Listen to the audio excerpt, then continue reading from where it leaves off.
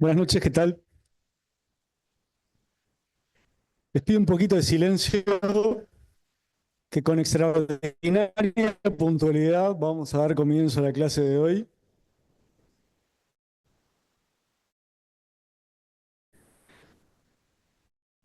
que trata como el nombre en arquitectura. La clase va a estar en el que tienen, que es ese que figura debajo, el texto de Marta Llorente que se llama Técnica.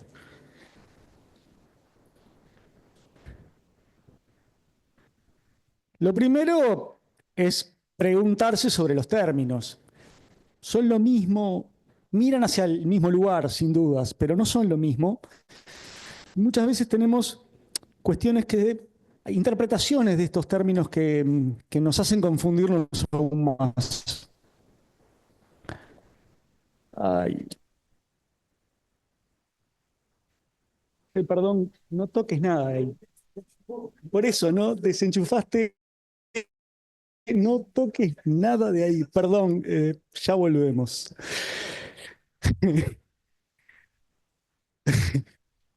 Disculpen. Técnica. Las definiciones del diccionario, como verán, ayudan poco, pero con un poco de esfuerzo sacamos alguna idea.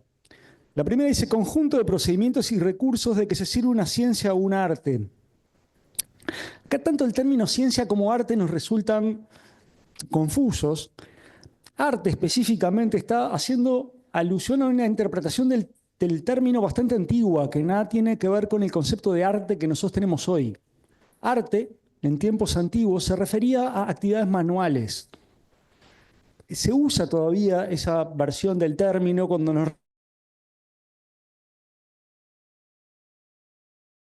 referimos, por ejemplo, al arte culinario o al más es la tercera, que dice habilidad para ejecutar cualquier cosa o para conseguir algo. Más allá de que es poco preciso, la idea de habilidad me parece que es un término que nos orienta mejor para comprender qué significa técnica. La técnica es un tipo de conocimiento. Punto uno. Punto dos, no es un conocimiento que lo heredamos, es un conocimiento que lo aprendemos.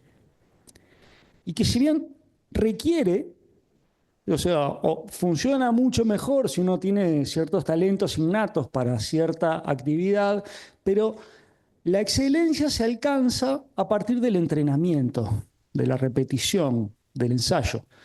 Es muy fácil comprender la idea esta en cualquier cosa de las actividades que tienen que ver con el cuerpo. La danza, los deportes. Yo puedo explicar muy bien cómo hay que pegarle a la pelota, pero en realidad otra cosa bien distinta es estar en la cancha y pegarle y que la pelota vaya hacia donde uno quiere. ¿Qué es eso? Es un conocimiento que no lo tenemos al nacer, que lo aprendemos, pero que además para desarrollar esa habilidad tenemos que practicar. La tecnología, por el contrario, incorpora, quizás en ese sentido la etimología nos ayuda, ¿no? Por eso cuando habla de arte habla en el sentido de que yo les mencionaba anteriormente, ¿no? Cuando habla de arte habla de trabajo manual. Por eso, hago un paréntesis, los artistas del Renacimiento pusieron tanto énfasis en decir que lo suyo era un trabajo intelectual, que el artista era ante todo un intelectual, porque eso implicaba subir en el estatus social y quitarse el estigma de que implicaba ser un trabajador manual. Por eso los grandes artistas que trabajaron en la Grecia clásica, porque no tenían el rol que tienen hoy. Y es por esta idea, ¿no? De que el arte era más asociado a lo que uno llamaría hoy un oficio, más que un arte. Y es un tratado sobre ese arte, o sea, implica un conocimiento que es teórico. Porque la clave para entender qué es la técnica es que la técnica es un conocimiento aplicado, que va directamente hacia el mundo de las cosas. Y la tecnología no. La tecnología implica, o sea, habitualmente solemos usar la idea de tecnología como ciencia aplicada, pero esa es una definición muy parcial. O sea, siempre que tenemos máquinas metidas en el medio, hablamos de tecnología, pero la tecnología no es la máquina en sí mismo, es el conocimiento, modificando el mundo, y cuando el mundo es el mundo de las cosas. La clase que hoy trata sobre ese mundo, en principio, sobre el mundo de las cosas. Lo vemos clarísimo en un ejemplo de arquitectura. El señor ahí está levantando un muro. Y para hacer eso que él está haciendo, de la manera que lo está haciendo, con la eficacia que lo está haciendo, implica que él tiene un montón de saberes. Saberes que yo les puedo describir a ustedes, pero que soy incapaz de hacer. Ahí justo está arriba una viga, pero primero para hacer un muro hay que replantearlo en el piso, ¿no? Ubicar dónde va a ir ese muro. Luego uno agarra el mampuesto, lo pone, perdón, me estoy adelantando. Primero tengo que poner el hilo es clave, ¿no? A cada costado donde va a ir el muro tengo que poner una regla de metal perfectamente vertical y perfectamente alineada con el plano del muro. Pongo un hilo que tiene que estar perfectamente horizontal a la altura de cada hilada, o sea, el hilo ese va guiando las hiladas. Cuando tengo eso, pongo el ticholo. No, perdón, tengo que poner mortero primero. Si no se me complica, el muro queda sueltito. Pongo el mortero, pongo el ticholo, le doy un golpecito con el mango de la cuchara, ¿no? Un golpecito seco y ya está. Pero hacer todo eso es de una dificultad práctica. En serio, prueben alguna vez y es interesante. O sea, realmente es admirable ver a un buen oficial trabajando haciendo estas cosas. Y es eso. ¿Y cómo aprendió el tipo a hacer eso? Y entró a trabajar en una obra cuando era chico, empezó de peón, le vieron que más o menos se daba ingenio y un día le dijeron, bueno, agarrá la cuchara. Y empezó a probar, ensayo y error, un capataz más viejo le dijo, no, dale de acá. Pero por más que venga otro y te diga, dale de acá, es eso, hay un momento que el golpe que uno le da con el mango de la cuchara es una cosa que uno la tiene que experimentar directamente sobre las cosas. Así es la técnica. Acá, esto que ven ahí es el encofrado de una losa y los hierros de una losa de hormigón pronta para ser llenada. Y decir, bueno, acá tengo mucho de esto que les vengo contando. O sea, para llegar hasta ahí hubo un artesano que fue el carpintero que armó todo el encofrado, cortó medio. Después viene el herrero que en su taller ya fue preparando todas las armaduras y las monta en el sitio, después va y las van atando. El llenado tiene también todo un protocolo de lo que voy haciendo, cómo lo golpeo para que se distribuya, etc. O sea, hay un montón de esto que les vengo contando. Pero para llegar acá, además tengo esas otras cosas. Tengo ese plano, tengo lo otro que no se ve nada, pero que, créanme, es una planilla de vigas, de las que hay habituales en la obra. Para confeccionar esos otros elementos, hay un conocimiento previo. Hay cálculo de estructuras. Lo vamos a ver en la clase de hoy, pero para llegar al cálculo de estructuras tenemos 500 años de conocimientos acumulados para llegar al dominio del cálculo que tenemos hoy. Entonces, si uno se refiere a levantar el muro, uno diría es la técnica, porque es una técnica pura. En cambio, cuando veo esto, digo, bueno, en realidad es más pertinente utilizar el término tecnología, porque estoy incorporando todo ese saber que es abstracto, que es teórico y que además viene acumulado.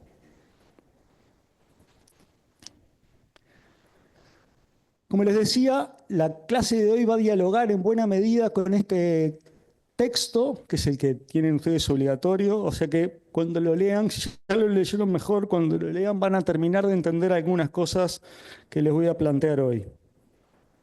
Lo primero que quiero que se fijen es en la estructura del texto. Las líneas, esas que aparecen en el medio, las agregué yo y las necesitan entender que existen, por más que no estén en la estructura del texto, porque si no, no se entiende mucho. Es curiosa la estructura esta, porque más allá de los primeros, ¿no? del principio que hace de introducción, después tengo como dos grandes capítulos. La técnica en tiempo de los artesanos y la técnica de la arquitectura en la Edad Moderna. Eso establece como una gran periodización que es la que en el fondo marca el texto. Digo que es curioso porque si uno no lo mira esto desprevenido, va a encontrar que, por ejemplo, dice, no tiene muy claro el criterio que usó Llorente para clasificar los capítulos, ¿no? Porque el gótico es un estilo, la Edad Media es un espacio temporal, el tiempo de los artesanos es otro espacio temporal, pero muchísimo más largo que el de la Edad Media, etcétera, etcétera. O sea, está armado en función de esos dos grandes capítulos, la técnica en el tiempo de los artesanos y la técnica de la arquitectura en la Edad Moderna. En el principio de ese texto, Llorente dice algunas cosas que son importantes. Digo que la arquitectura depende de la técnica. Que en realidad todos los objetos que son de factura humana, cualquier cosa que podamos tocar, que haya sido confeccionada por los seres humanos, pasó por un proceso técnico. No hay otra manera. Lo segundo, dice que la arquitectura requiere de esfuerzo técnico, pero también impulsa su desarrollo. Eso es discutible a partir de cierto punto. Yo diría que en algún momento de la historia sí es discutible que ahora lo sea, pero eso es algo que vamos a ir viendo en la clase. ¿Hasta qué punto la arquitectura es capaz de arrastrar atrás de sí a la técnica, ser un impulso para el desarrollo técnico?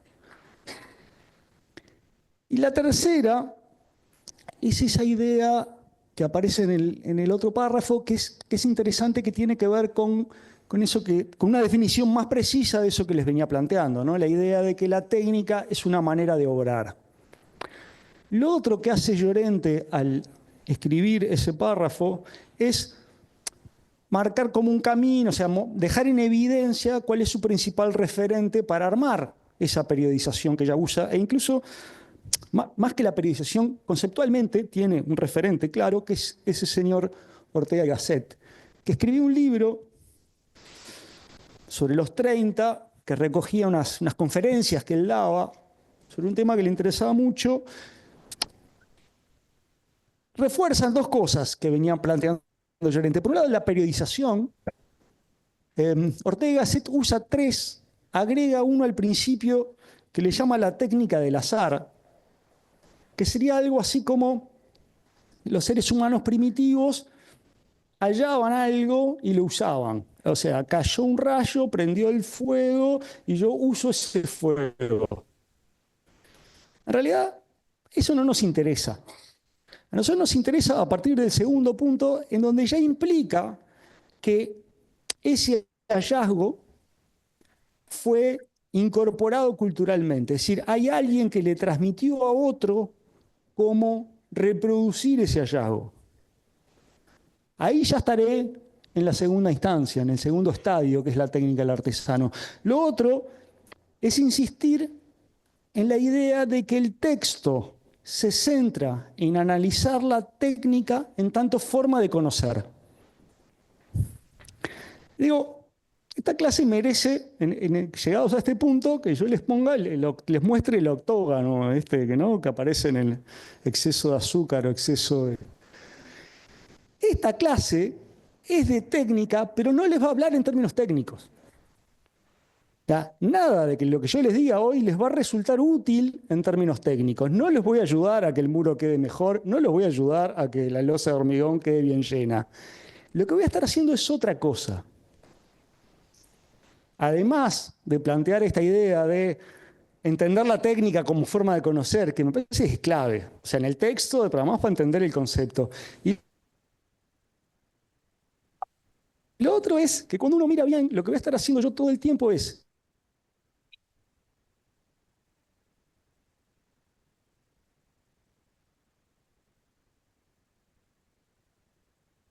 Sí, horrible. analizando sobre manera hay cosas que voy a decir yo que va a retomar Cristian cuando hable de forma, porque él se va a preguntar la incidencia de la forma sobre la técnica también, y de otras cosas, pero digo, esto va en ese paquete. Insisto, no es una clase de técnica en términos técnicos. Lo que voy a estar haciendo son esas dos cosas. El primer capítulo, luego de la introducción oficialmente del texto de Llorente, hace algo que a mí me encanta, que no era necesario, o sea, no era obligatorio empezar por acá, pero me parece que le agrega una cierta perspectiva a este debate, a esta discusión, a este, ¿no? Que plantea la clase, que, que está muy bien. Cómo los mitos, algunos mitos fundacionales de nuestra cultura, recogen el tema de la técnica. Este episodio es muy conocido, ustedes ya saben. Eva, incitada por la serpiente, le dio a Adán el fruto del árbol prohibido y producto de ese pecado original, Ahora me hago una leche. Dios expulsó a Adán y Eva del paraíso.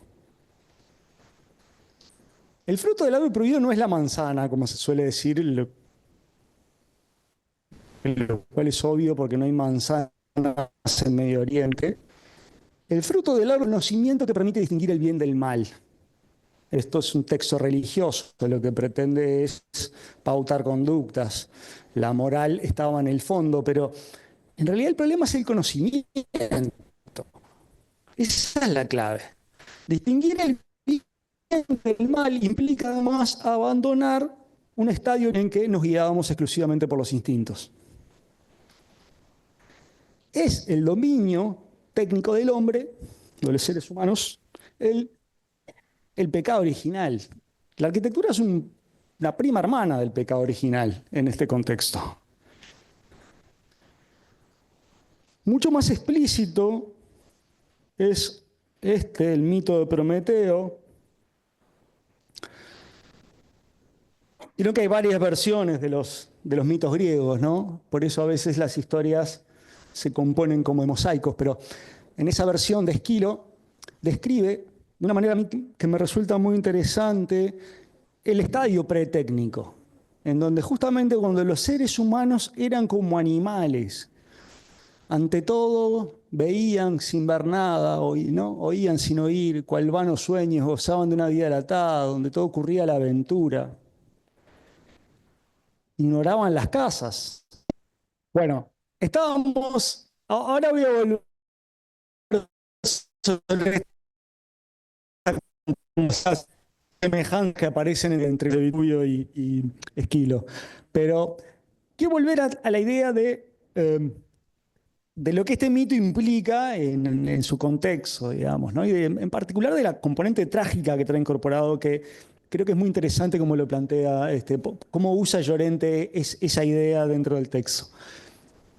Partimos entonces de un estadio pretécnico en que los seres humanos son como animales, viven como pueden, con sus instintos y sobreviven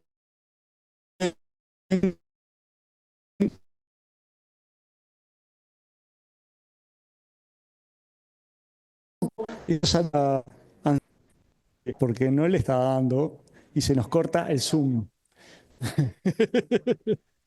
Le voy a pedir algo horrible y es que se concentren en la clase. Yo sé que es espantoso lo que les estoy pidiendo, pero desconéctense.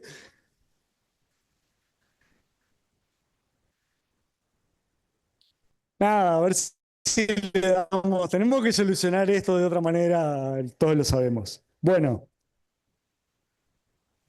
entonces, si yo lo que digo es que Vitruvio acá lo que está describiendo en realidad es una transformación de un estadio técnico, hay una pregunta que a mí me resulta interesante volver a hacerla ahora. Y claramente estoy aludiendo a la clase de Jorge acerca de función. Pregunta con el son. ¿Y se acuerdan del argumento? ¿Por qué Ramón decía que no era arquitectura? Alguien. Vamos, lo acabamos de ver en el práctico.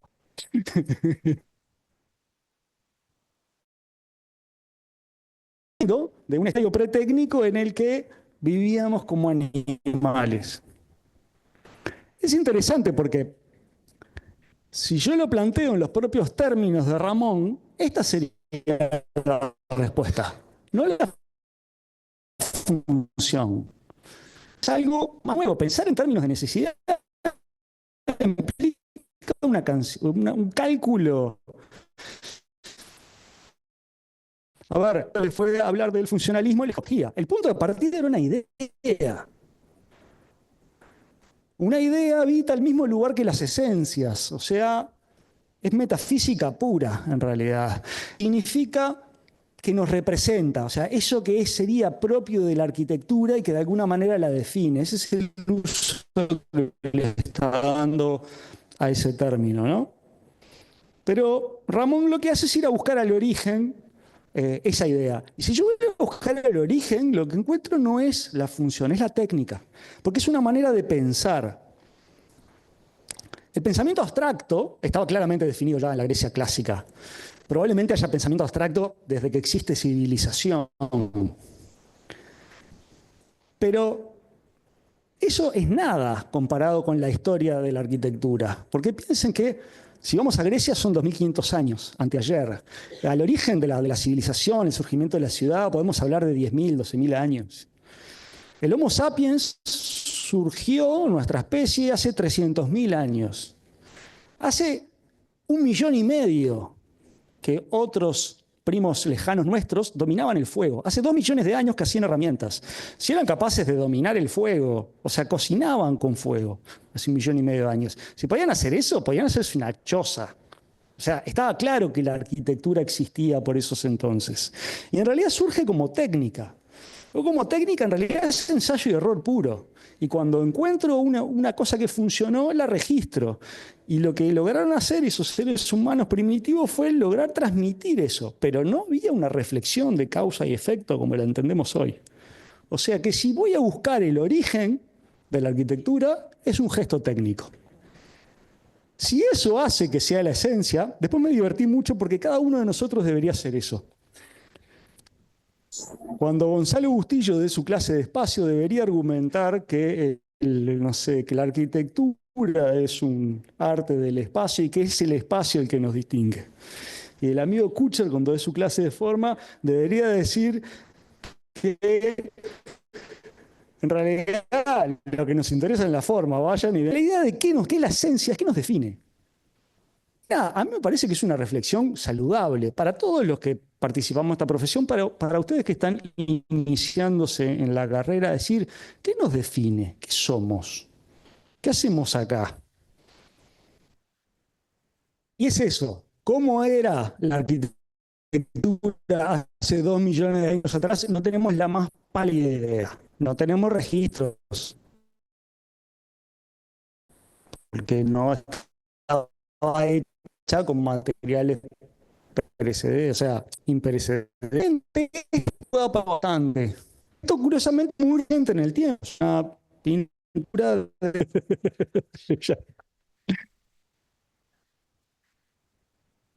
Bueno, lo anterior era un lugar para vivir. Esto ya es un poquito más que un lugar para vivir, ¿no? Esta idea de Llorente que está buenísima, ¿no? De que la arquitectura rápidamente trascendió sus demandas elementales, sus demandas vitales. Rápidamente dejó de ser un lugar para vivir. O bueno, rápidamente después de la civilización, ¿no? No tan rápidamente. Esto que están viendo ahí es el famoso Zigurat de Ur, cuyo edificio original no tenemos ni idea de en qué momento se hizo, pero hace como 5.000, 6.000 años. Buena parte de eso que vemos ahí es del siglo XXI a.C., pero ya tuvo algunas destrucciones, algunas reconstrucciones. Hasta donde sí, hasta esa que viene adelante se hizo en los 1970, cuando era Saddam Hussein el presidente de Irak. Entonces, cuando hablamos de la técnica, hablamos de cosas que van mucho más allá de poner un ladrillo arriba de otro. Que son esta cuestión que tiene que ver con las condiciones materiales que me permiten hacer un edificio más cerca.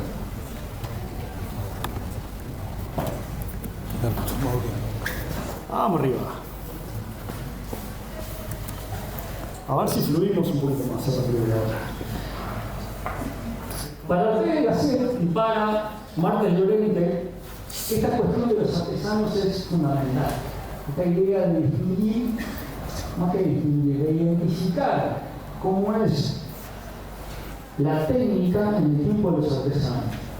Y la clave está en el conocimiento, insisto en esa cuestión. Por las dudas, si me vienen siguiendo, lo que vengo diciendo es esta cuestión del tiempo de los artesanos empieza en un momento lejanísimo de la historia de la humanidad, que desconocemos casi plenamente, pero que no está menos de, por eso, de 2 millones de años para atrás. Fíjense qué ventana, ¿no? La arrancamos hace 2 millones de años y terminamos en la Edad Media. La segunda ventana es igual de groseramente larga, pero claro, comparado con la primera, es igual, no, totalmente, no es tan groseramente larga como la primera, pero es igual, es exageradamente larga, porque va desde el siglo XV hasta el presente. Por eso dentro de estas grandes ventanas pasan, de alguna manera que estoy mostrando es el límite que tiene esta clasificación, digamos, que es como muy amplia. Pero se concentra entonces en ese aspecto, cómo es el conocimiento y cómo se transmite, cómo es. Opa, ahí tengo un delay, hay alguien que va repitiendo lo que digo. El retorno tengo. Es necesario ver si yo puedo concentrar. Ya está. Ya no hay retorno, lo bajé el volumen del parlante. Entonces, en un ámbito cerrado, es un conocimiento normativo, es decir, hay una autoridad que dice cómo es y no se discute cómo es. Puede tener o no un carácter sagrado ese conocimiento, pero en cualquier caso además es una fuente de poder que ciertas instituciones guardan para sí. Los gremios medievales son un ejemplo claro, pero además los conocemos razonablemente bien, pero está claro que ha habido instituciones hacia atrás, empezando por aquel primitivo maestro que le enseñó a su acólito cómo tallar una piedra o cómo prender el fuego o cómo construirse una choza. Un maestro le enseña a un aprendiz un conocimiento que está cerrado, que no se discuten y que no conocemos las causas últimas. ¿Qué significa esto? No sé, todos aprendemos cosas, nos dicen, no sé, cuando vayas a cocinar fideos, poné primero el agua que se caliente. O sea, estamos llenos de conocimientos de ese tipo, pero en el fondo no tenemos la explicación química de por qué en realidad cuando yo le agrego la sal o no sé qué, el punto de equilibrio entre el... No conozco todo eso. Me dicen, hacelo así, vas y lo haces así. ¿Por qué te lo dijo tu mamá? Bueno, si eso te lo dice tu maestro y que además viene eso, un conocimiento que viene cargado como de mucha autoridad, el conocimiento se respeta.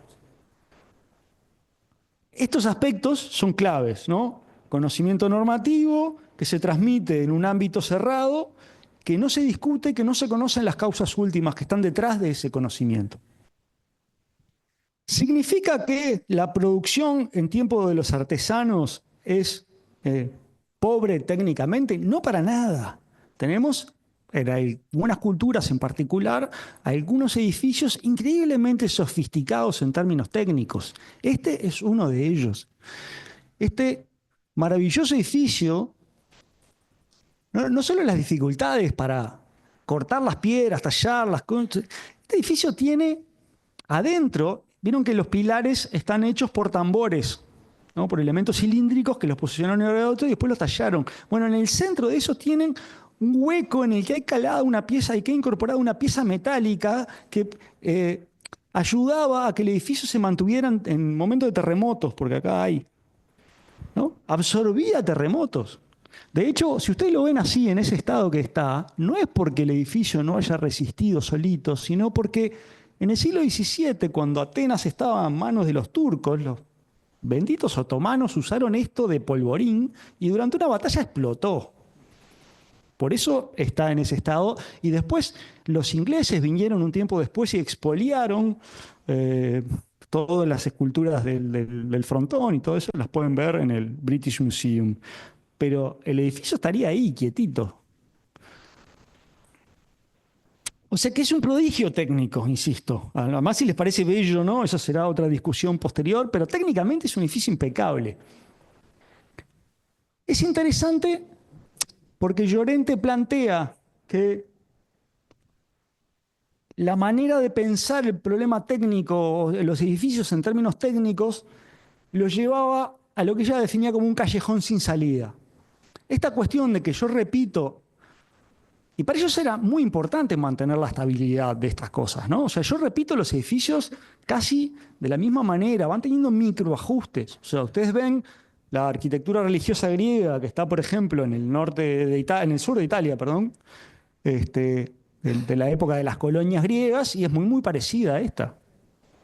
Eso es lo que dice Llorente, que lo lleva a un callejón sin salida. Es como que el repetir la misma solución también tiene límites. O sea, este tipo de solución técnica tiene límites de altura, de capacidad de resistencia, etcétera, etcétera, digamos, ¿no? O sea, hay un punto que ella plantea y que va a aparecer a partir de ahora en la clase, es esta idea de si un sistema constructivo es abierto o cerrado. Ella interpreta que este sistema es muy cerrado y que por tanto impide su transformación y por tanto el enfrentar más problemas. Los grandes maestros en materia técnica, los griegos aventajaron a los romanos en casi todo, pero no en técnica. En técnica los romanos fueron una cultura particularmente desarrollada. Incorporaron cosas que provenían de todos lados del imperio. De hecho, este edificio es como la suma de dos edificios. El de adelante parece un templo griego, obviamente. Me interesa más el de atrás. Esto es una maravilla del edificio antiguo, probablemente mejor conservado, que tiene un espacio central con una cúpula de más de 40 metros de diámetro. Una bestialidad desde el punto de vista técnico. Hablaremos maravillas acto seguido de la cúpula de la Catedral de Florencia, y esta, que es muy anterior, es hasta un poquito más grande. Está construida con un material, además los encasetonados esos están hechos con un material que se parece muchísimo al hormigón. No armado, o sea, sin hierro, pero se parece muchísimo a nuestro hormigón, que es un material que, si ustedes saben, se va haciendo cada vez más duro con el tiempo. O sea que la resistencia que debe tener esa cúpula es ser algo prodigioso. Pero además en infraestructuras, los romanos llenaron Europa de carreteras, de rutas, de calles, que en buena medida son el soporte de las vías de comunicación que existen hoy en Europa. Nada, los acueductos llevaban miles de kilómetros agua, incluso le hacían subir contrapendiente y mantenían, no sé, no tenían los instrumentos que tiene hoy un agrimensor para replantear. ¿Cómo hacían para mantener la pendiente? Pues si yo me inclino mucho, el agua va demasiado rápido. No, por eso. Más allá de esta cuestión de si los sistemas son abiertos o cerrados, que es un tema que a Llorente le interesa mucho, no se queden con la idea de que técnicamente estos artesanos eran pobres. A ella le interesa especialmente la Edad Media. Y en realidad lo que le va a interesar es el gótico.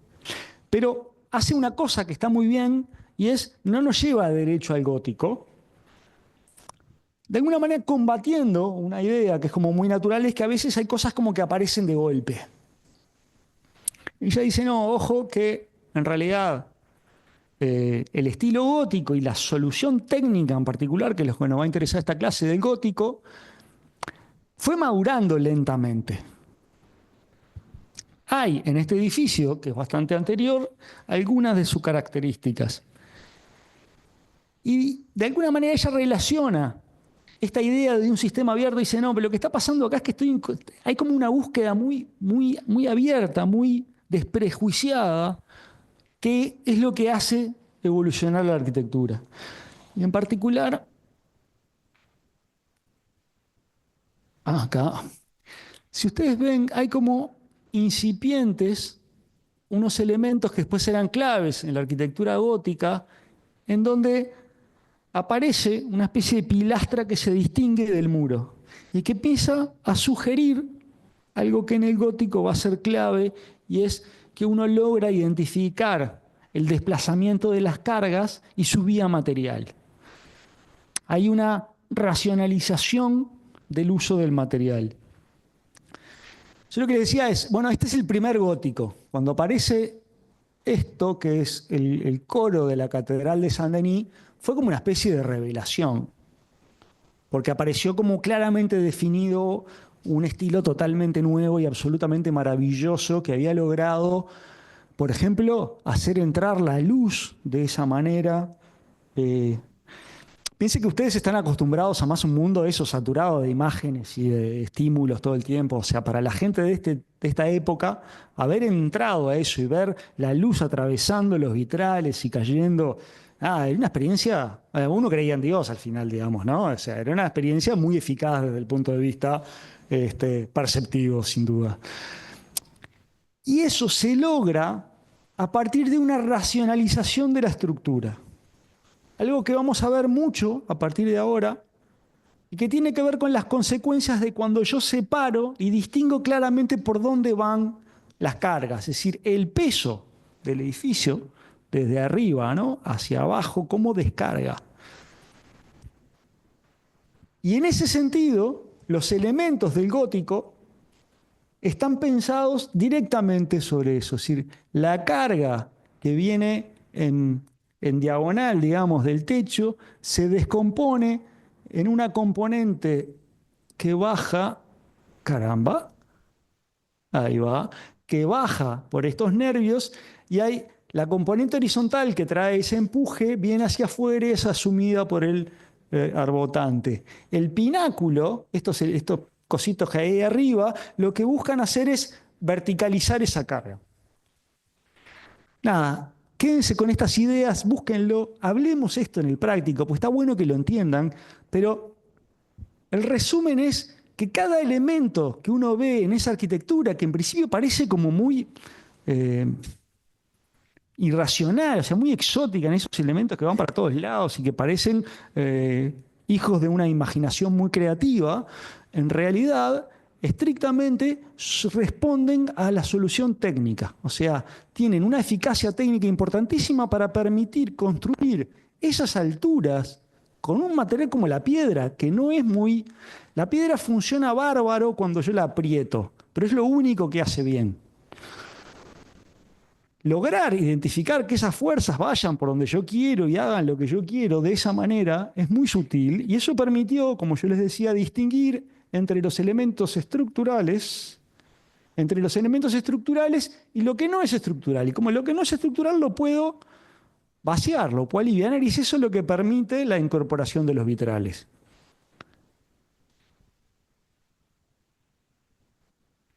Hay una de las preguntas para el práctico que va a ir directamente a este punto y les va a decir por qué Llorente valora tanto el gótico, y la respuesta centralmente pasa por ahí, ¿no? Porque ante todo la arquitectura gótica, es un maravilloso dispositivo estructural en donde cada parte cumple una función específica y su forma, surge directamente. Acá la forma sigue la técnica, no sigue la función. Claramente esto es un edificio que responde a, no es que no tenga función, obviamente la tiene, pero la forma concreta deriva de una solución técnica.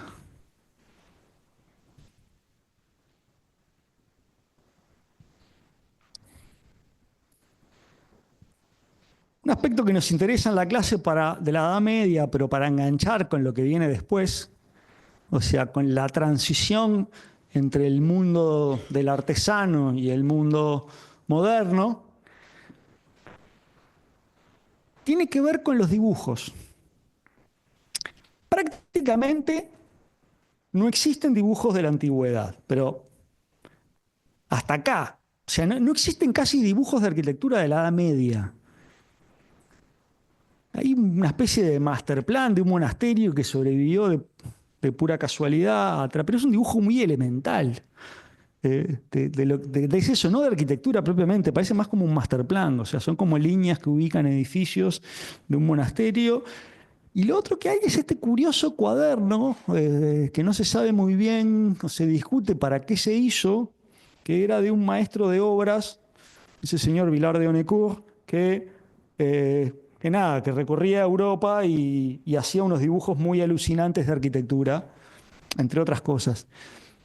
Y es interesante la manera en que dibuja, porque eh, no aparecen dibujos completos de los edificios, nunca. Son como dibujos parciales siempre, pero además, en muchos casos, está como mirando temas de obra. O sea, le interesan más cómo está puesto el andamio, cómo hacer los replanteos, cómo no está haciendo dibujos como los que veremos acto seguido. Y ese es un tema muy importante. Y que hay un gran salto en el dominio técnico, eso es lo que le decía, ¿no? Las condiciones materiales, que no es solo poner una piedra atrás de otra. Tener escritura es obviamente sustancial para poder construir un edificio como el Zigurat de Ur. Y a partir de cierto punto es clave el dibujo como dominio técnico, pero eso empieza acá. Por eso también, a partir del Renacimiento, los dibujos empiezan a tener un valor en sí mismos. Por eso, a partir de ahora sí tenemos planos de arquitectura, como no existen de ahora para atrás. Los dibujos en la Edad Media, que tenemos registro, por eso para atrás, cuando uno mira, a ver, por eso, como no tenemos dibujos, pero cuando leemos a Vitruvio, que dice que se hacían plantas, alzados, y que yo decir, bueno, no es que estamos inventando el dibujo acá, ¿no? Entiéndase bien. Pero empieza a tener el papel que le asignamos hoy al dibujo, que es el de dominar técnicamente el edificio. Antes de ir a la obra, tengo el edificio contenido, dominado en planos de papel. Eso será clave en este momento en particular. Y también, como yo les decía de los artistas del Renacimiento, también Alberti, el gran teórico del Renacimiento, que es justamente quien pone en evidencia el rol que debe desempeñar el dibujo de ahora en más, hace una defensa de la idea de que la arquitectura es un trabajo intelectual.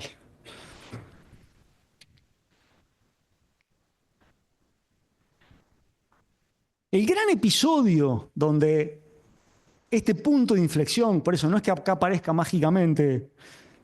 Está muy bien lo que hace Llorente, eso, ¿no? No hacer aparecer estas cosas como si salieran de adentro de un repollo. Es decir, hay largos procesos que nos llegan hasta acá, pero hay momentos en que las cosas condensan y se materializan. Y bueno, ese es el episodio de la construcción de la cúpula de la Catedral de Florencia. Situación, Florencia se había transformado ya para el siglo XV en una de las capitales más importantes de Europa, con un poderío económico importantísimo. Tenían una hermosa catedral, pero no estaba terminada.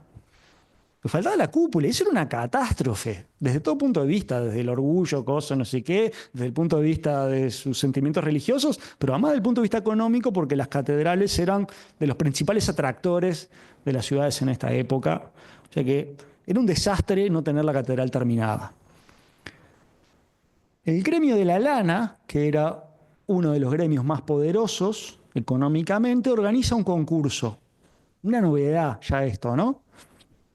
Y distintos arquitectos proponen maquetas prefigurando el edificio. Todo esto ya es insisto, esta idea de prefigurar implica un aumento del dominio técnico.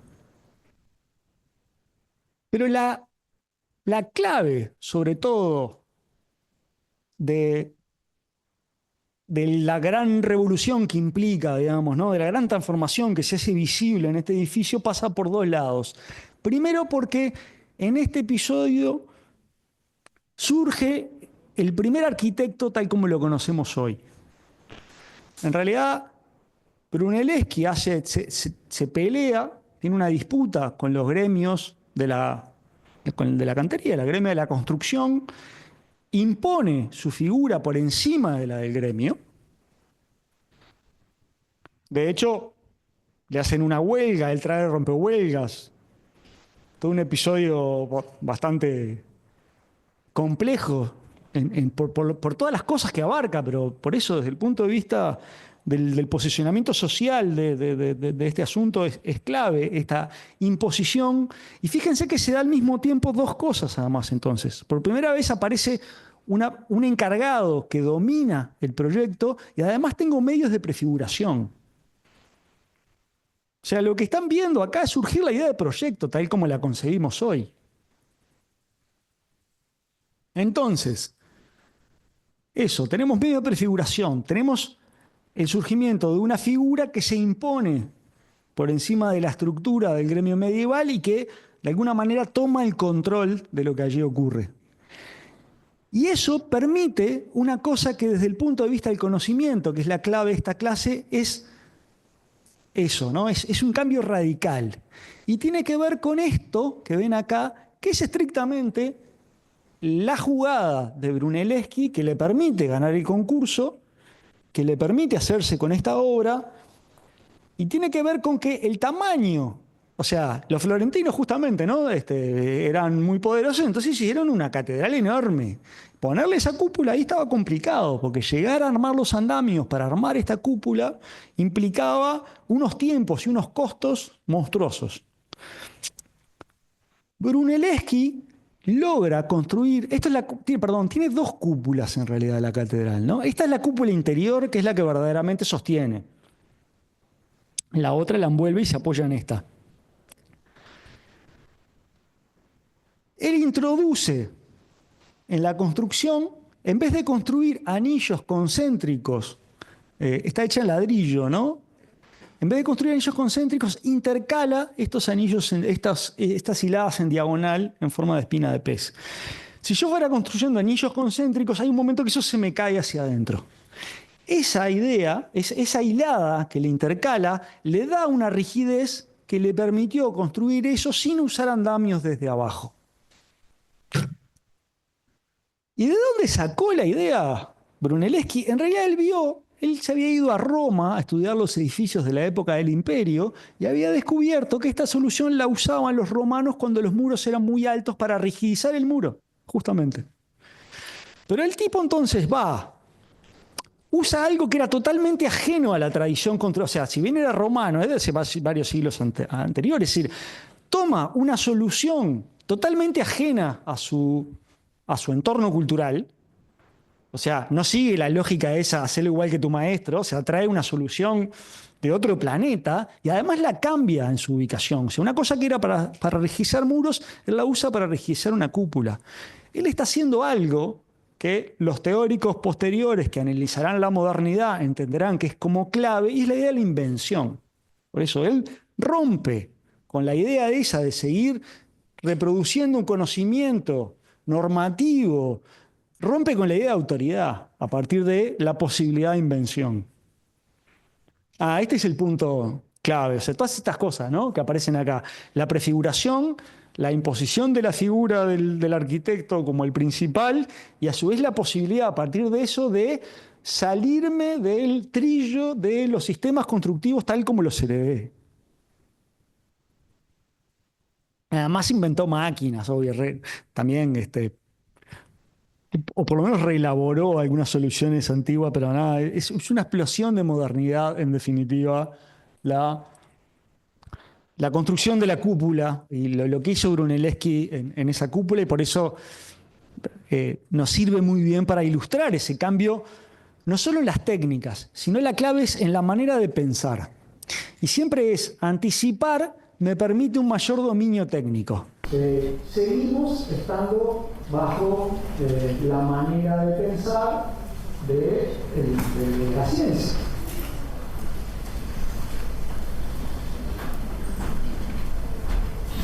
Pero sin embargo la revolución industrial cambia totalmente los medios. O sea, realmente es tan grande la diferencia entre lo que se puede hacer ahora a partir de los medios técnicos que heredamos de la revolución industrial, que hay un cambio importante. No, insisto, no en la técnica en términos de conocimiento, pero sí en cuanto a las posibilidades técnicas.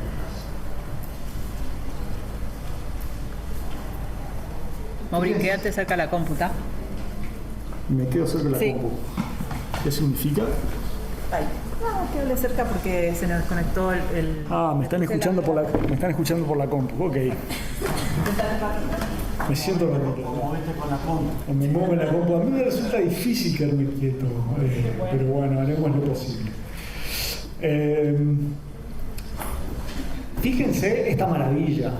Este es nuestro amigo Gustave Eiffel, el mismo de la Torre de París, construyendo ahí a finales del 19 este puente maravilloso que está en la ciudad de Porto, en Portugal.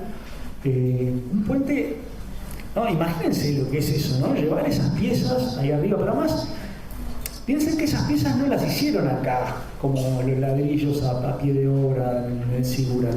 Esto, seguramente, las piezas estas vinieron de Inglaterra. Que eran donde deben haber venido de Manchester, por ahí, que era donde estaban los grandes talleres que eran capaces de producir estas brutalidades, pero llevarlas desde Inglaterra hasta Portugal en barco, para luego izarlas hasta ahí arriba. Hay que ser guapo para replantear eso ahí arriba, ¿eh? O sea, si le agarras la posición de una pieza de esta, está jodido, ¿eh? O sea, realmente es maravilloso imaginarse cómo hacían en esas condiciones a finales del siglo XIX. Realmente es buenísimo este puente. Se les muestra acá, es un puente hermoso.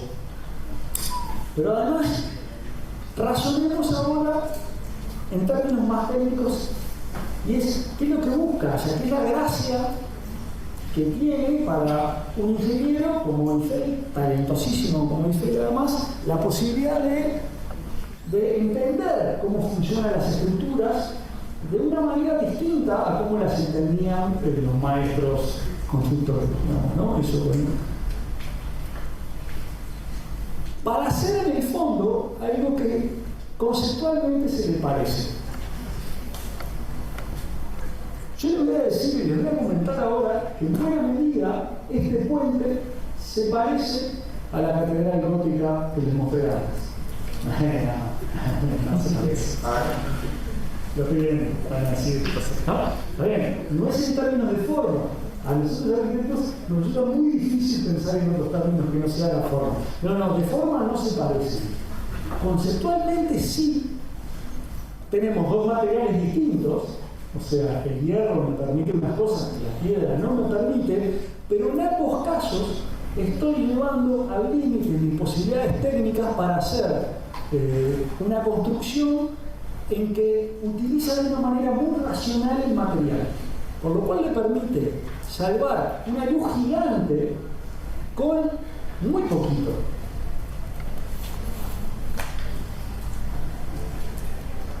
Cuando uno lo mira bien, decir, bueno, ¿vieron esta curva?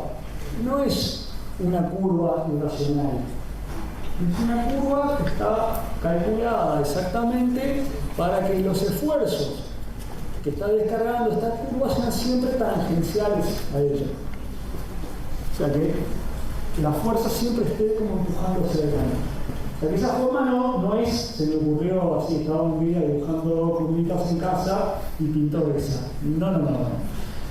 Después, el puente que va por arriba lo rigidiza, pero la otra clave son estos elementos, que son como unos grandes pilones que hacen como la función de los agotantes en las catedrales góticas. Y esto hace la función del pináculo.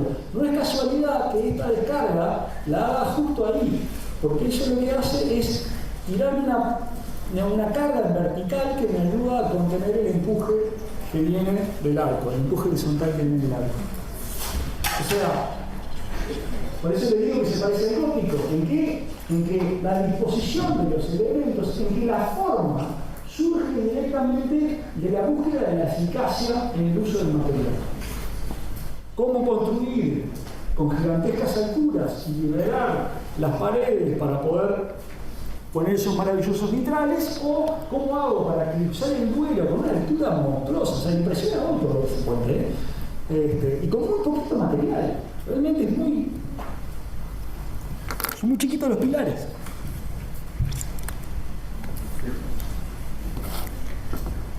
Ahora bien, empezamos a tener entonces, acá en el siglo XIX, disponibles unos medios técnicos que nos permiten hacer una arquitectura nueva. Pero eso nos plantea no pocos problemas que pasan por otro lado y no por la eficacia técnica en sí misma. Fíjense en esta maravillosa sala de lectura de la Biblioteca Santa Genoveva, construida por uno de esos que identificamos como los racionalistas franceses del siglo XIX, que utiliza esa maravillosa estructura de hierro para generar ese espacio diáfano, ¿no? Esa gran sala de lectura muy abierta. O sea, realmente era una sensación prodigiosa para los que estaban ahí en el siglo XIX. Esto es una experiencia novedosa, el de poder estar bajo esas grandes, esos grandes techos, ese gran gigantesco envoltorio que hace la luz en esa sala de lectura. Pero fíjense cómo es el exterior de esa biblioteca. Ya, ustedes por ahí no se darían cuenta de que el edificio es como se lo mostré. O sea, si les muestran las dos fotos por separado, podrían pensar perfectamente que son de dos edificios distintos. Porque se expresan en dos lenguajes distintos. Hay dos lenguajes conviviendo aquí en este edificio. Cosa que para algunos, dentro de no mucho tiempo, será el peor de los pecados. Pero ¿por qué hace la luz esto?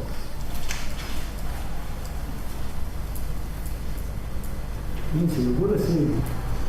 No era porque al principio cuando se empezó a utilizar el hierro, que como que a la población no le gustaba mucho, como que no se lo veía como un material muy noble, entonces lo revestían con materiales que en realidad no eran la estructura en sí, pero como que lo disfrazaban un poco para que la gente no se diera cuenta.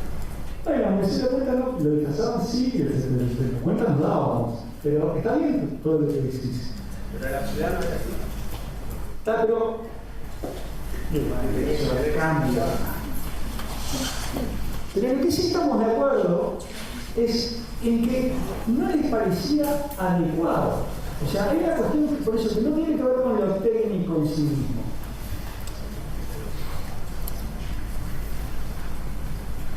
No era decoroso.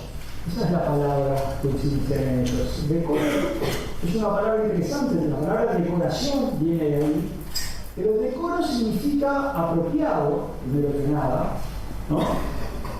Si uno habla de una fiesta muy formal, van a decir, hay que mantener el decoro. O sea, y a su vez implica dignidad. Esa es la otra acepción de este término, ¿no? Jugamos un partido de fútbol con un equipo que era mucho mejor que nosotros y perdimos 1-0. Fue una derrota decorosa, decimos, ¿no? O sea, mantuvimos la dignidad. Para un francés que surge de la academia, ¿no? Que viene con todo el peso cultural de la arquitectura de la academia francesa, no era decoroso, no era apropiado mostrar esas estructuras metálicas hacia el exterior. Y no es una cuestión, insisto, es como estamos llenos de esas reglas. Si yo voy de Johnny Remera al supermercado, no me pasa nada. Si yo voy de Johnny Remera calzoncillos al supermercado, seguramente se me acerque un guardia de seguridad y me invita a salir. ¿No? ¿Y cuál es el problema? O sea, es porque para nosotros no es decoroso de salir de calzoncillos a la clase, punto, a la calle. La clase tampoco. En la clase primero sería la calle, que no me conoce nadie, a venir acá. Tenía como esa pesadilla que tenés de niño. Sí. Decoro. Sí. Que ya la norma está establecida, ¿no? Es una norma cultural, sí, es eso, ¿no? A ver, está lleno de edificios así. Todas las estaciones ferroviarias que hicieron los ingleses en Sudamérica son así. Estaba utilizado el metal. Ahora, Sí, está utilizado el metal por adentro, pero cuando vos mirás el edificio parece pétreo, parece macizo, parece un montón de cosas que estrictamente el edificio no es. Esto es una máscara, como decía ella. Disfraz capaz que era es muy duro como término, pero hay algo de eso, sí, es como una máscara que envuelve y que le otorga hacia el exterior un aspecto que ellos considerarían digno. Esto era un problema. Lo digo vieron que yo les dije, vamos a estar todo el tiempo pensando en el rol de la técnica en el proyecto o la incidencia de la técnica en la forma. Este pasaje de la clase se concentra en eso, ¿no? En cómo estos tipos en el siglo XIX se dieron cuenta de que tenían unos medios disponibles que les permitían hacer una arquitectura nueva. Pero, ¿qué hacer? Es la pregunta. Viollet-le-Duc fue uno de esos teóricos que con mucha lucidez fue capaz de darse cuenta del problema y plantearlo en esos términos. Es decir, bueno, tenemos unos medios disponibles, hay que encontrar una arquitectura que explote esos medios, que refleje esos medios. Más allá de que sus propios dibujos por ahí o sea, sus propios proyectos no ilustran claramente esa idea, pero lo interesante es el planteo del problema, ¿no? Eso. Hay unos medios técnicos nuevos que requieren un nuevo estilo. Y en buena medida, esta arremetida, digamos, de este nuevo lenguaje, insisto, no viene del campo de la arquitectura, que está como atado atado capaz que suena feo, digamos, pero está condicionado a esas pautas culturales, digamos, ¿no? Que tenemos incorporadas y asimiladas. Este edificio, de una escala absolutamente inusitada para la época, nos resultaría monstruoso hoy, pero en esta época era muchísimo más, fue la sede de la primera gran exposición universal que se hizo en Londres en 1851. Y el señor que hizo esto, en realidad, si lo buscan ahí, Paxson, les va a aparecer en Wikipedia que era jardinero. Era un poco más que, claro, no era jardinero de quien mata a los yuyos, sino que el señor hacía invernáculos. Algunos ya tenía una cierta experiencia en hacer invernáculos, algunos muy grandes en Inglaterra.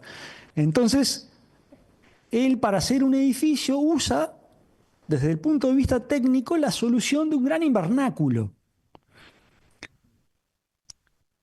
Pero el resultado es prodigioso en varios aspectos. Primero porque esa monstruosidad, o sea, es difícil de ver la escala, pero miren ahí con las personitas, esto es parte de la estructura, esto no era el techo todavía.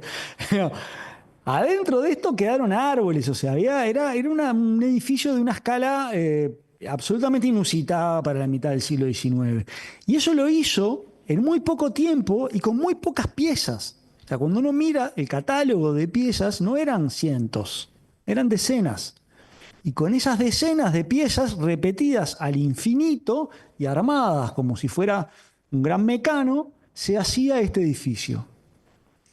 Y esa es una de las claves fundamentales de esto. Una es la anterior, ¿no? ¿Cómo? Con pocas piezas reproducidas casi al infinito, genero esa arquitectura. Y lo otro es que construir se volvió una operación de montaje. Eso es clave. Eso es una de las promesas de la arquitectura moderna vistas desde la mitad del siglo XIX para quienes visitaron este edificio. Al punto tal de que era desarmable. De hecho, lo desarmaron y lo armaron en otro lugar. No existe más porque se quemó en un incendio después, pero imagínense que esto lo desarmaron y lo volvieron a armar.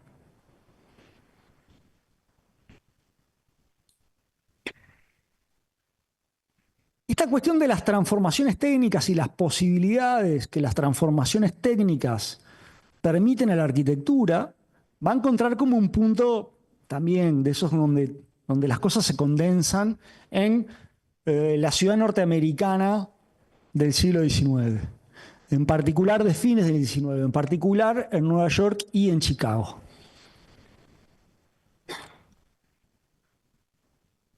Hay como dos grandes pequeños inventos, porque en realidad estrictamente ninguno de esos dos señores que vemos ahí, ni Elijah Otis ni William LeBaron Genet, va a ser un invento en sí mismo, sino que lo que van a hacer es adaptar cosas que ya existían, darles un pequeño giro a cosas que ya existían que permiten que sean utilizadas y comercializadas masivamente. Una es la estructura metálica, que ya existían. El Palacio de Cristal era de hierro y vidrio. ¿Y cuál fue el problema del Palacio de Cristal? Se quemó. La clave de lo que inventa William Le Baron-Genet no es la estructura metálica, sino una serie de procedimientos de estas cosas que lo que hacen es envolver la estructura metálica y resolver su gran problema. Yo les decía, el acero funciona maravillosamente a los esfuerzos, a la tracción, a la comprensión, al momento, a la torsión. Funciona bárbaro, tiene un problema enorme. Cuando se calienta se derrite como chocolate. Entonces, no lo puede usar para edificios donde va a vivir gente, salvo que encuentre la manera de protegerlo. Y eso es lo que encuentra Le Baron-Genet. Y lo otro es Elisha Otis, el ancestro de los que hoy siguen comercializando ascensores. Él no inventa el sistema de poleas. Los egipcios usaban poleas, o sea, nada. ¿No? Lo que él inventa es el sistema de seguridad, nuevamente. Si ustedes ven ahí, esto era una demostración que hacían en las ferias, donde está el propio Otis parado arriba de la plataforma y hay otro señor arriba que le corta el cable que sostiene la plataforma. Y cuando, bueno, parece que el señor se va a caer y va a morir de una muerte espantosa, en realidad se activa el mecanismo que tranca la bajada. Lo mismo que tienen los ascensores hoy, digamos, ¿no? Eso es lo que permite que surgir el ascensor que conocemos hoy, que se instala. Entonces, la suma de estas dos cosas permite el edificio en altura. No lo genera. Yo por la duda siempre hago esa aclaración, porque no es 1 más 2, 3. En realidad, estas dos cosas, estos dos perfeccionamientos de inventos anteriores, permiten el surgimiento de edificio en altura, ¿sí? El verdadero estímulo para el surgimiento del edificio en altura fue la monstruosa elevación de los valores de los predios urbanos en el centro de las grandes ciudades, al punto tal de que estimuló la invención, porque la gente que logró dominar técnicamente esto ganó mucho dinero. Pero bueno, volviendo a nuestra clase, estas dos cosas permiten el surgimiento del edificio en altura que permite la transformación de la ciudad. O sea, esto es parte de una, insisto, transformación territorial que se da en el entorno de las grandes ciudades de Estados Unidos, en donde la gente que vivía, o sea, que vivía en el centro de la ciudad se desplaza a barrios de las periferias, a la escuela llega mediante automóvil y se conecta por teléfono. Los grandes centros de la ciudad se vacían y se instalan actividades terciarias, oficinas, comercios, ocio, etcétera, que se alojan en estos grandes edificios que, al usar, al poder multiplicar su uso en altura, obtienen unas ganancias monstruosas.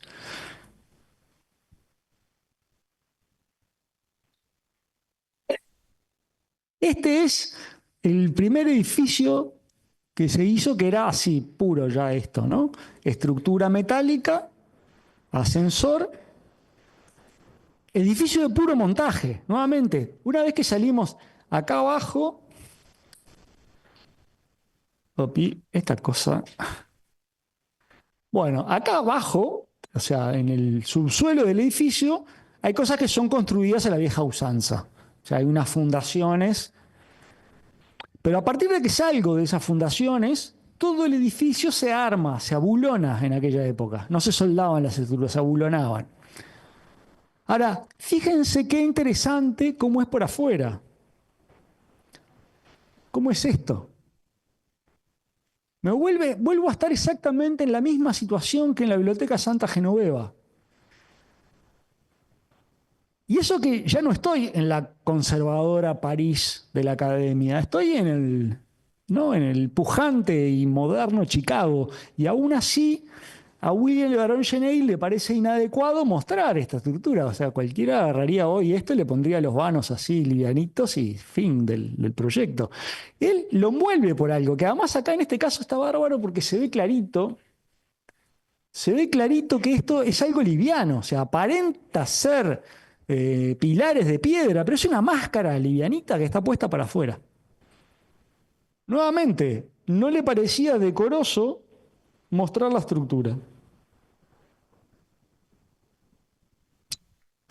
Y eso es lo que va a conseguir, digamos, o sea, esa, digamos, adecuación entre la solución técnica y la imagen del edificio es lo que va a conseguir Mies van der Rohe cuando construya este edificio. Rápidamente aparecerán otros, ¿no? Son sobre todo, Jorge les mostró algún edificio bastante más nuevo, pero por esta misma época ese mismo estudio estará haciendo cosas muy parecidas. Pero este es el primero, le podemos otorgar el galardón de ser el primer edificio, no de estructura metálica, ya lo vieron, o sea, hacía 60, 70 años que ya estaban haciendo en Chicago edificios de estructura metálica, pero es el primero en que esa idea de una arquitectura reducida a piel y huesos, es decir, a estructura portante y envolvente, estructura portante metálica y envolvente vidriada, el edificio de Curtin Wall que conocemos hoy aparece por primera vez. Nuevamente, es un edificio que una vez que salgo de las fundaciones está concebido para ser montado. Y las piezas en las que está diseñado están pensadas para que puedan ser cargadas por las grúas, etcétera, digamos, ¿no? Hay como una lógica de la propia operación de montaje que forma parte del proyecto.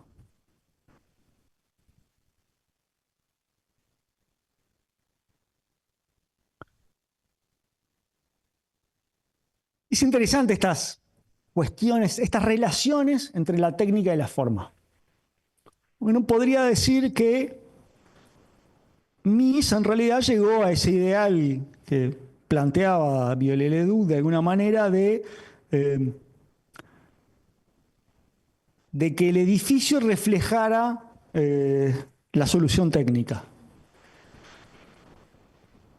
O incluso para complicarla un poco más, plantearía un edificio en términos de verdad como le hubiera gustado a Lodoli.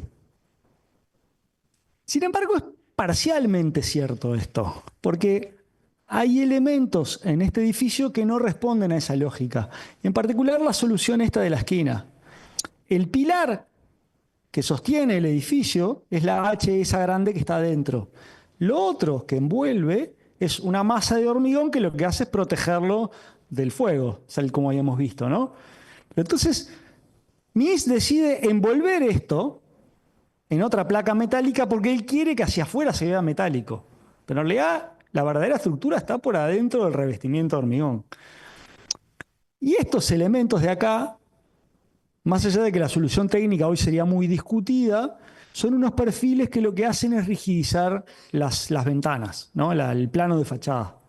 Ahora bien, este de acá, que está fuera de la fachada, no sirve para nada. O sea, lo que sí es decorativo, o sea, lo que sirve es para mantener el ritmo de los pilares y hacer que cuando uno se pare abajo, la vista se guíe en vertical, muy parecido a la catedral gótica.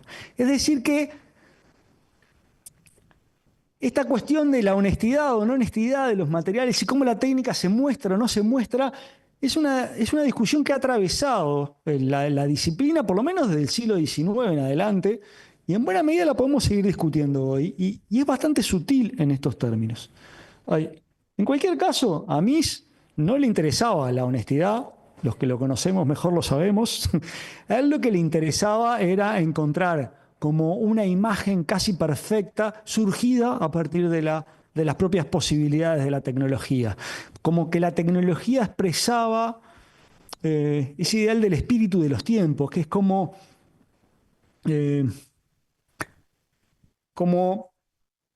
las posibilidades que una cierta cultura tiene a partir de sus condiciones materiales para poder generar un edificio.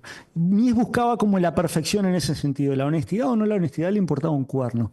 Es esto, ¿no? Es esas torres perdiéndose en las nubes de Chicago. Esto está frente al lago, digamos. O sea, esa imagen no es que pasó un día, le ocurre la mitad de los días. Bien, Mundo moderno. Consecuencias de la revolución industrial. Ahora voy a tomar ese mismo punto de partida, pero hacia otro lado. Esto que están viendo es la famosa fábrica Ford de Highland Park. No es la primera fábrica Ford, es la que todos conocemos. Antes de esto, Ford fabricaba sus autos en una fábrica que era como la suma de galpones.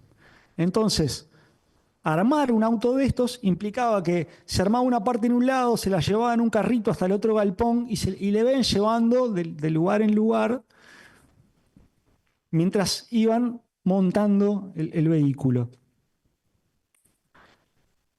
Hasta que a Ford, que era un tipo muy creativo sin duda, se le ocurrió una brillante idea cuando fue a un matadero de chanchos y vio que los chanchos iban por arriba de una cinta transportadora. Y él se imaginó la misma escena, en vez de chanchos, autos. Entonces, en vez de ser un proceso caótico el armado de los vehículos, pasó a ordenarse. Claramente, a partir de asumir el proceso de montaje, que empezaba en una punta de la cinta, se iba moviendo. Siempre hay operarios que están puestos en el mismo lugar, que hacen siempre la misma tarea y el auto se va armando. ¿Y el edificio cómo es? El edificio envuelve esto. Ya, lo que importa es la cadena de montaje. Resultado de esto, que un Forte, en vez de tardar 12 horas en hacerse, tardaba 3. Con lo cual, el rendimiento económico de esto cambió radicalmente la ecuación, lo que le permitió a Ford vender autos a la clase media, que antes solo accedían los más ricos, con lo que le permitió llenar Estados Unidos de autos.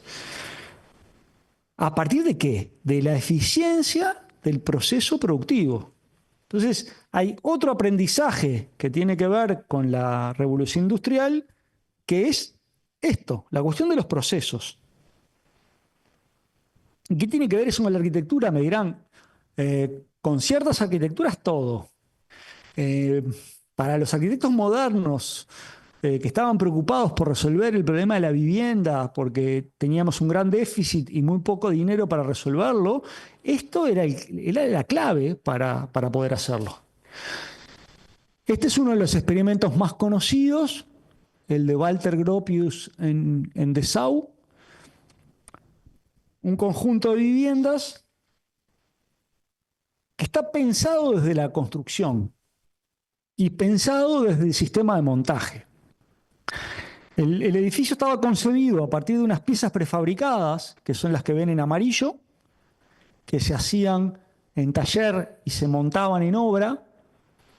Las grises también. Después eran unas carpinterías metálicas que también eran construidas en serie y unos muros de bloque. Pero entonces todo el edificio estuvo concebido a partir de facilitar esto. El ancho de esta calle está concebido a partir de que la grúa, porque claro, una de las cosas caras de la obra eran las grúas. Es decir, bueno, ¿cómo aprovechar las grúas al mango? La pongo sobre un riel, hago que la grúa sea desplazable y además calculo el ancho de las cosas de manera que siempre la grúa me barra la totalidad de la obra. E incluso, si ustedes ven, los dos bloquecitos de adelante están corridos. Que decir, bueno, uno podría leer eso como un gesto formal, decir, bueno, construyo una puerta que me da la bienvenida, ¿no? Como si fueran los brazos de San Pedro. Pero bueno, en la práctica eso era porque era el ancho que necesitaba para armar el obrador ahí.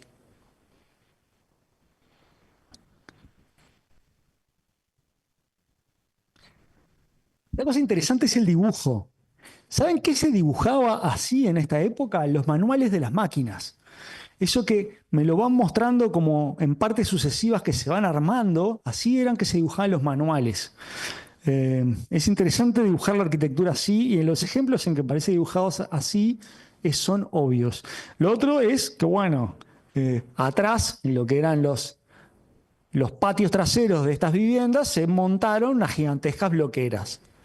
Entonces, fíjense que desde la forma de la propia arquitectura, pero cuestiones como la ubicación de los bloques en el terreno, o sea, todo fue pensado a partir de facilitar los procesos productivos. Y la idea era justamente que esa era la clave para abaratar la construcción. Esto se planteó como un barrio experimental. La idea era hacer esto masivamente, pero nada, en Alemania no había manera. Ni la situación económica, ni la situación política, ni nada en Alemania lo hubiera permitido por estos tiempos, con lo cual esto terminó siendo un episodio aislado, un experimento puntual. Pero siguiendo esa misma lógica, e incluso diríamos aprendiendo de estas experiencias, los soviéticos llevaron adelante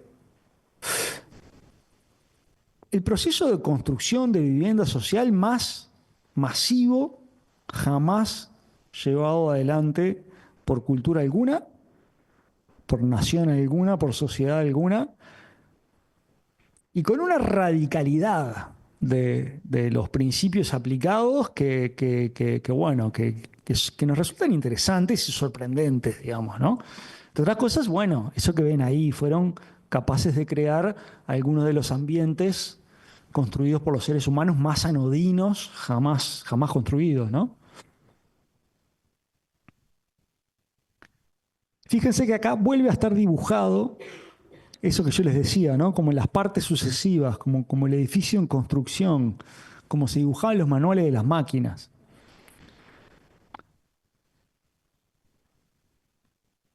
En realidad esto fue un proceso que se inicia tras la muerte de Stalin con la llegada de Khrushchev al poder ahí a principios de los 50 y es alucinante. Hay un discurso que Khrushchev le da a los arquitectos que es increíble, que en buenos términos es déjense de jorobar, acá lo que importa es construir viviendas, no importa más nada. O sea, no hay aquí ninguna pretensión, ninguna veleidad, ninguna nada. O sea, vamos a aplicar los procedimientos que nos permitan hacer viviendas baratas de la manera más radical. Y eso implicaba que se hicieron viviendas igualitas, las famosas Khrushchevsky, existen todavía, unas cuantas. El año pasado teníamos una alumna que había vivido en una de estas, alucinante, tenía unas fotos increíbles de estas. Unas cosas increíbles. Cuando uno las mira en planta, qué sé yo, esas cosas son como apartamentos bastante normales. Lo llamativo, lo prodigioso de esto es la lógica constructiva de esto. Porque los procesos estos de fabricación seriada fueron llevados a límites increíbles, en donde cada uno de estos edificios estaba contenido en unos manuales como estos, en que tenían la cantidad de piezas, la cantidad de cosas, ¿no? Todo. Lo cual permitía una cosa prodigiosa, que es que estos edificios que ustedes ven acá, después que salían del pozo, o sea, que construían las fundaciones, que bueno, siempre son una aventura las fundaciones, depende del clima, ¿no? Una vez que salía de las fundaciones, los soviéticos armaban la Khrushchevsky esta en 12 días. O sea, en 12 días estabas ocupando tu apartamento. 12 días. Acá en 12 días no armamos ni el obrador. No llevamos todavía los planos a la obra, todavía estamos viendo qué onda en 12 días. Claro, claro, armamos el vallado de la obra, qué sé yo, ¿no? Entonces en 12 días te lo entregaban. ¿Y por qué? Y porque aplicaban radicalmente, o sea, eran todos iguales. La Unión Soviética abarcaba ámbitos geográficos muy diversos, con climas muy diversos, los hacían todos igualitos, no les importaba nada. Nada, eso, el procedimiento era repetitivo totalmente, pero, a ver, estos eran, por eso, ¿qué es lo que ustedes quieren evaluar? La calidad técnica de estos apartamentos para nuestros estándares sería absolutamente inaceptables. O sea, esto de pifas prefabricadas que no eran finas, o sea, no era una cosa de, ¿no? Como, no es como la planta de montaje de un automóvil en Japón esto, ¿no? Eran muy brutos los sistemas de posicionado, entonces, bueno, sí, se llovían, qué cosa. Lo que separaba un apartamento de otro, que son las placas de hormigón de 8 centímetros. 8 centímetros de hormigón, la aislación acústica que tienen con 8 centímetros de hormigón es cero. O sea, el de al lado vivía, o sea, se enteraban de las peleas, de todo, pero como si estuvieran en la casa de uno. Si lo miran de ese lado eran terribles. Los rusos venían de una situación muy jodida, en donde vivían buena parte de la población en barracones, o sea, tenían una herencia maldita desde el tiempo de los zares, y de alguna manera le dieron vivienda a todo el mundo. O sea, lograron darle vivienda a todo el mundo, a pesar de que todo el mundo eran millones de personas. Nunca tuve una cifra exacta de cuánta gente le dieron vivienda, pero millones, decenas de millones de personas pasaron a tener algo bastante más digno que lo que vivían. Pero, insisto, esto es pensando en lo que prometía el Palacio de Cristal. Esto es una brutalidad. O sea, ok, tengo aquello del montaje, pero es, poco elegante no es la palabra, pero es grosero en aspectos estos que uno decía, de aquello que prometía el Palacio de Cristal. Y aquí, por eso, cierro el capítulo que tenía que ver con la lógica de producción y cómo la idea de la lógica de producción moderna, el Fordismo, el Taylorismo, cosas que habrán estudiado en el liceo, se aplicaron a la arquitectura. Pero hay otra línea de pensamiento que tiene como su origen también en el Palacio de Cristal, que va por el otro lado, que va por el lado de la liviandad constructiva, que no va por el lado de la prefabricación pesada, sino que apunta hacia lo que posteriormente y sobre todo en tiempos más recientes, o por lo menos en la segunda mitad del siglo XX, identificaremos con la alta tecnología.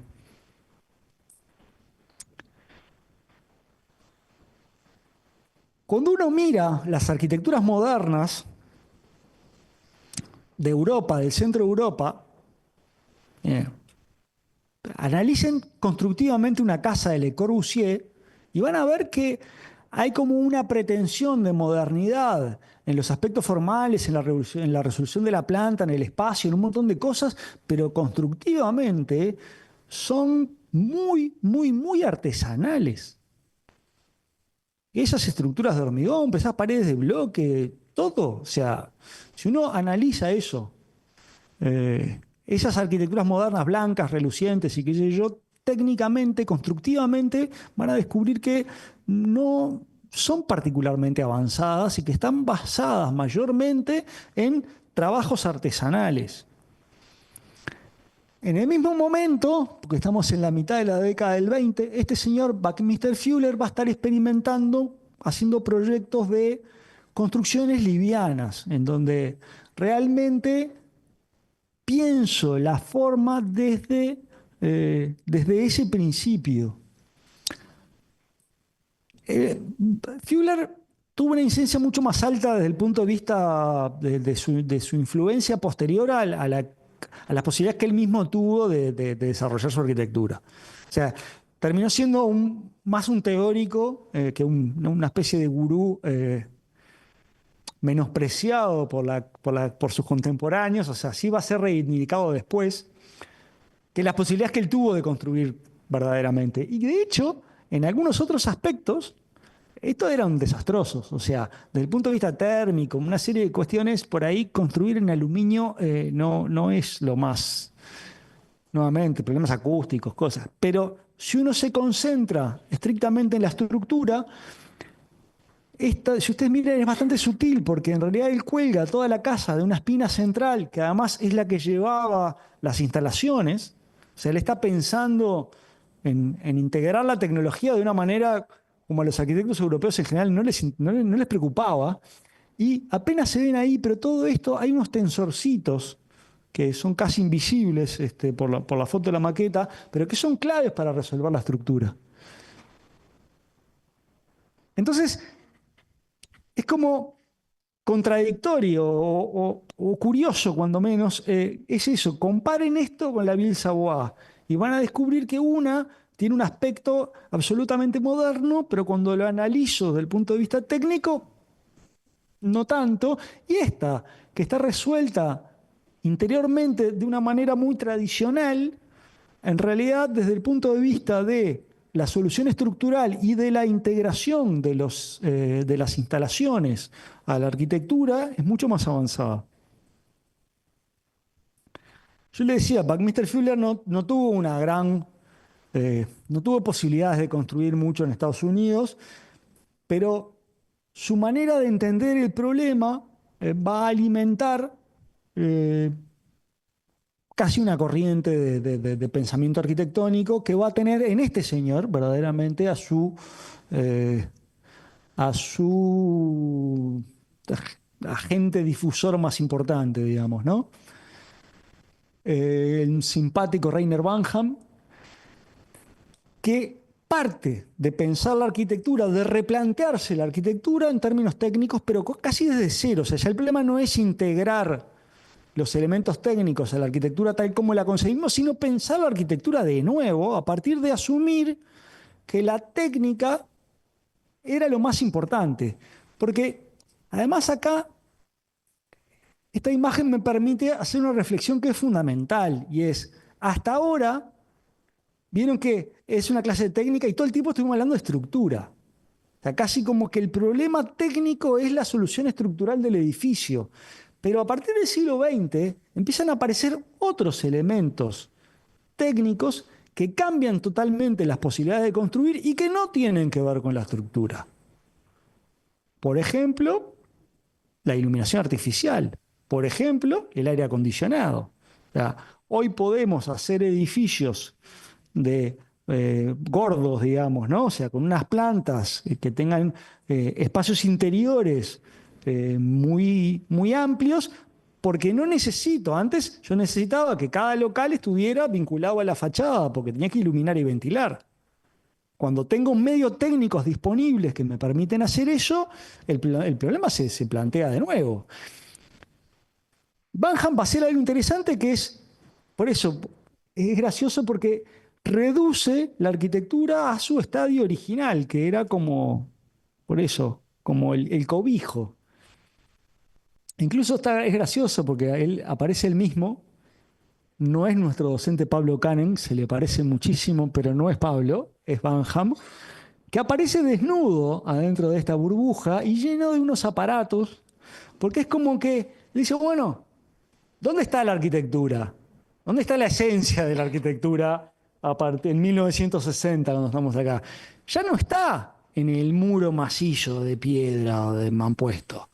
Y lo que hace verdaderamente a la arquitectura cumplir sus funciones y darle su sentido hoy pasa por la envolvente y los elementos técnicos. O sea, lo más importante de la casa de Irán son los caños. Es esto, ¿no?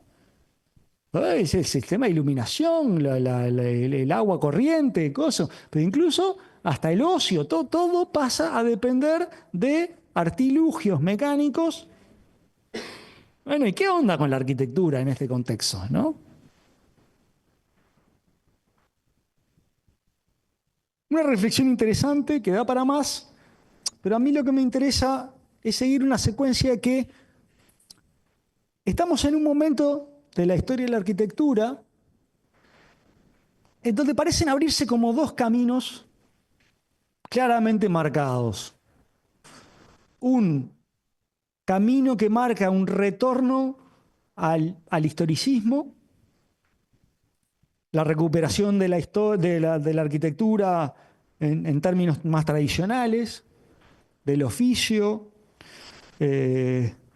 Por eso, el valor de la continuidad histórica que se había perdido a partir de la tabla rasa que implicaba el planteamiento de la arquitectura moderna, se va a abrir un camino que va para ese lado, y va a haber otro camino que va a pretender radicalizar algunas búsquedas del movimiento moderno, y que tienen que ver con esta incorporación de la alta tecnología.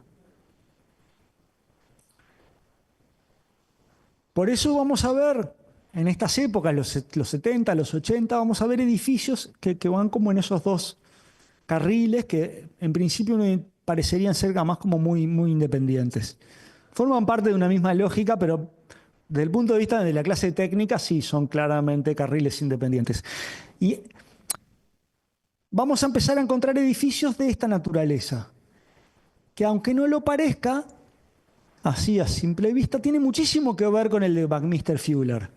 O sea, la solución estructural de este edificio, si alguien se cuelga, búsquenla, porque hay unos videitos que muestran cómo es esta estructura, que la van armando con partes y es alucinante, pero el resultado final, créanme, es que nuevamente tengo que con muy poco material, o sea, con luces, con pilares, con vigas y con elementos estructurales muy livianos, logra resolver un edificio que tiene grandes luces libres. O sea, adentro esto es un museo, es un espacio cultural en donde, en realidad, esta es la fachada principal, que se abre una gran plaza. Esto está metido, enquistado en el medio del París,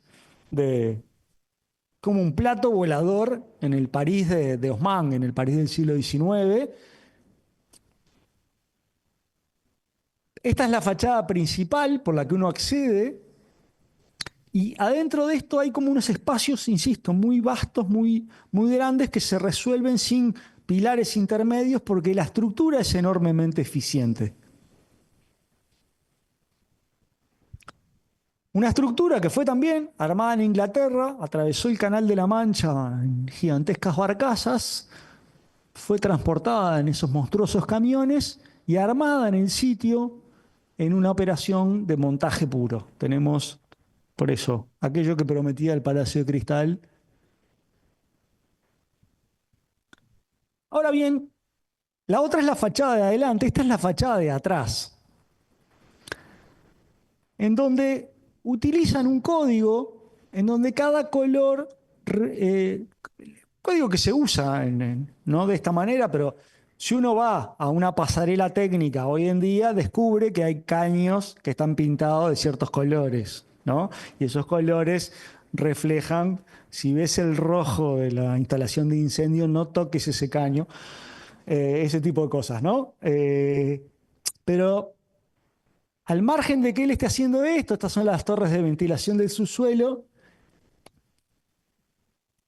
Es decir, bueno, a ver, ¿era necesario hacer esto? O sea, ¿hay algún tipo de honestidad en esto?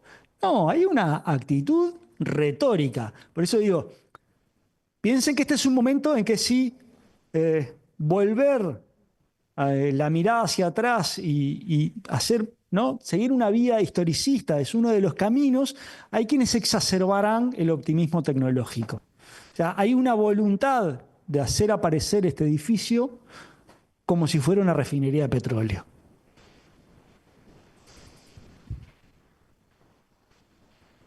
Ni que hablar de este es una joya increíble que está también en París. Esto está frente al Sena, desde acá hay una cafetería que tiene unas vistas de Notre Dame alucinantes. Esto es el Instituto del Mundo Árabe y es otro de esos reflejos, es un edificio alucinante, pero es otro de esos reflejos de estos excesos de optimismo de los años 80-90. Esta es la fachada principal, que se abre como el Pompidou también, como una gran explanada. Y miren cómo es esa fachada. Después un poquito de silencio, ya terminamos. La fachada está compuesta por unos artilugios mecánicos que funcionan como los diafragmas de las viejas máquinas fotográficas. Yo una vez me paré frente a esa fachada, hice una cuenta, debemos estar hablando de que tiene unos 8.000 diafragmas en esa escala que arman la fachada, ¿no? Y que controlados medio de domótica permiten que esa fachada se abra y se cierre y regule su iluminación y a su vez, en un gesto poético, se parezca a los artesanados árabes a cuya cultura se supone que está destinado este edificio. O esto, que es también un edificio alucinante, pero es como Eh, a ver, esto es el Lloyd Bank en el centro de la City de Londres. Es como una demostración de poder, digamos, que reíte del Sigurat de Ur, pero trabajan los mismos códigos de alguna manera. Es una demostración de poder y usa la arquitectura y la alta tecnología para hacer esa apuesta. Es increíble lo sofisticado, porque claro, me empiezo a meter en ciertos líos. Tiene estos ascensores que son de vidrio y que recorren el edificio por afuera, son absolutamente alucinantes, pero tan complejos técnicamente que para poder hacer que esos edificios no se que esos ascensores no se bambolearan todo para todos lados mientras subían, les incorporaron unos sistemas que usan los aviones para aterrizar. O sea, hay escaleras de vidrio que están controladas también por una computadora para controlarle las vibraciones. O sea, es una cosa. Y ahí, para cerrar la clase, un poco la reflexión con la que termina Llorente el texto y que de alguna manera cierra un círculo con aquella idea que planteaba al empezar el texto con los mitos y con la componente trágica de los mitos, y es las consecuencias del dominio técnico y en el fondo una reflexión con respecto a la propia técnica. O sea, nuestros maravillosos avances tecnológicos, nuestro maravilloso pensamiento racional, etcétera, etcétera, ¿para qué cuernos lo vamos a usar? ¿Lo vamos a usar para hacer chiches lindos? Genial, pero tenemos otros problemas. O sea, estaría bueno usar esa mentalidad, esa actitud y esos conocimientos para resolver problemas más importantes que hacer chiches lindos.